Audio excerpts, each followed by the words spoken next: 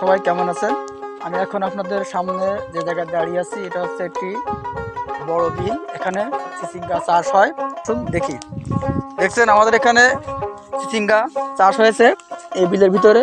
এটা ছোট, প্রত্যেকটা গাছে 10টা 15টা করে ফল।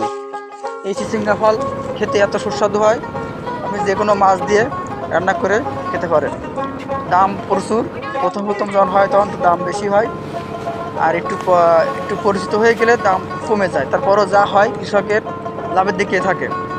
এখান থেকে গেল দিন ফসল তোলা হয়েছে, যার কারণে এখন গাছে ফল কম। সাথে দেখি এখানে চিচিঙ্গা, এই ছোট ছোট চিচিঙ্গা আছে, এই যে হয়েছে কিছু। আশেপাশে কিছু আরো বড় বড় চিচিঙ্গা আছে, আমরা ঘুরে ঘুরে দেখবো। তারপর আমরা কৃষক ভাই এই চিচিঙ্গা চাষ করেছে, তার মুখ থেকে আমরা শুনবো যে সে কত বিঘা জমিতে চাষ করেছে এবং কত টাকা খরচ হয়েছে এবং সে কত টাকা বিক্রি করেছে, তা আমরা তার মুখ থেকেই শুনবো। চলুন আমরা তার মুখ থেকেই শুনে আসি। আসসালামু আলাইকুম, সবাই কেমন আছেন? আমরা এখন যে চিচিঙ্গা চাষ করেছিল যে ভাই, তার মুখ থেকে আমরা তার কিছু সাফল্যের কথা শুনবো।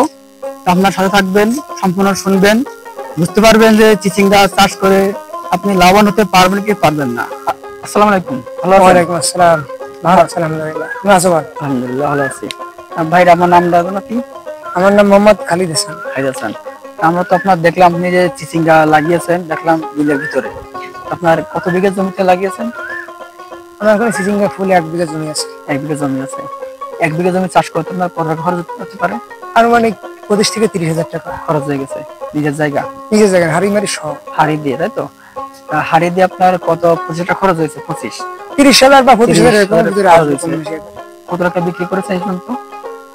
এখন বিক্রি হিসাব আমার তেমন নাই, তবে আনুমানিক আমার বিঘা আমার মনে হয় লাখের কাছাকাছি চলে গেছে। ওখানে তো শুধু চিচিঙ্গা, আর অন্য সাইডে তো আরো আছে। আর কি চাষ করেছেন? আমার এই ভেন্ডি আছে, তরমুজ, উস্তা, তারপর করলা আছে, চিচিঙ্গা, তারপরে আমার এই বাঙ্গি আছে, বরবটি আছে। সব মিলে কত বিঘা চাষ করেছেন? সব মিলে আমার 10 বিঘার মতো চাষ। 10 বিঘা? সব কি হাড়িতে? সব জমি হারি নেওয়া। সব জমি হাড়িতে নিয়ে 10 বিঘা জমি চাষ করেছেন, তাই তো? চিচিঙ্গা লাগিয়েছেন 1 বিঘে। আর টুকটাক পল্লা দিয়ে, পল্লা 1 বিঘা আছে, পল্লা আছে না? তা আপনার এই যে বিলের ভিতরে চাষ করেছেন, এতে কি আপনার কি ফসল কোনো মাইর যাওয়ার কোনো ভয় আছে? আসলে আমার যে জমিগুলো চাষ করা, এই জমিটা বেশ উঁচু কায়দার জমি। এখানে যে সময় শ্রাবণ ভাদ্র মাসে পানি আর কি গেট থেকে ছেড়ে দেয়, সে সময় আমার এখানে পানি ওঠে না, উঁচু থাকে। যার কারণে আপনার ফসলগুলো ভালো থাকে।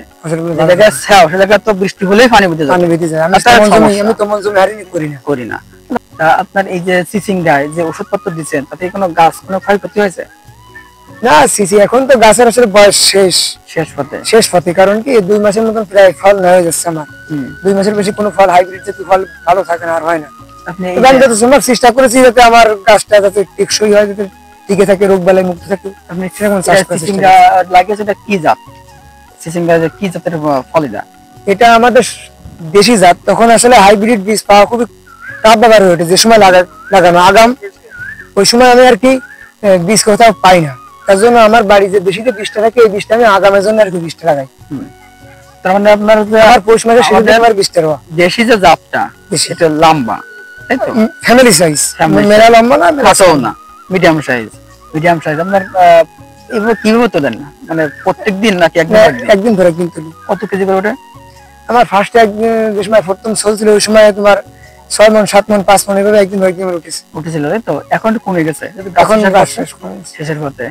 তো আমরা ভাইয়ের কাছ থেকে জানলাম যে তার এই চিচিঙ্গা চাষ করেছে, সাফল্যের দিকে আছে। তো আমরা এখন পুরো বিলটাই আপনাদের দেখানোর চেষ্টা করব, যেহেতু আমরা উপরে পাখির চোখে দেখবো কেমন দেখা যায়। চলুন দেখে আসি। আর আমার এই আশেপাশে দেখেন অনেক ঢেঁড়স আছে, যেসব ঢেঁড়স গুলো চাষ করেছে। ওদিকে আরো ধুন্দল আছে, বরবটি আছে, আমরা দেখবো।